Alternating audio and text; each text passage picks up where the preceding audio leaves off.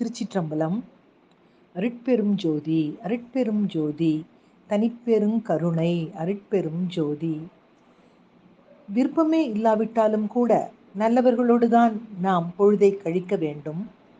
எண்ணங்களை கையாளத் தொடங்கிவிட்டால் எல்லாமே இன்பமயம்தான்.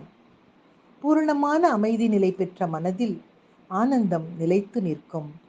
எண்ணமே நம் வாழ்வை செதுக்கும் சிற்பி என்றால் அது மிக இல்லை. எண்ணங்களை பொறுத்தே நம் சொற்கள் அமைகின்றன. எண்ணமும் சொல்லும் ஒன்றுபடும்போது செயல்களும் உயர்ந்தவையாக அமைந்துவிடும். எண்ணங்களின் பிறப்பிடம் மனம். மனதின் இயக்கத்தை எண்ணம் என்ற சொல்லால் குறிக்கிறோம். எண்ண ஓட்டத்தை உணர்ந்து விழிப்புடன் இருந்தால் வாழ்வு உயரும். அறியாமல் அதன் போக்கிற்கு விட்டுவிட்டால் வாழ்க்கை தாழ்வடையும். எண்ணத்தின் சக்தி அளப்பரியது. அது எங்கும் செல்லும் வலிமை கொண்டது. விழிப்பு நிலையில் இல்லாமல் அலட்சியமாக இருந்தால் அசுத்தமான எண்ணங்கள் நம் மனதை ஆக்கிரமிக்கும்.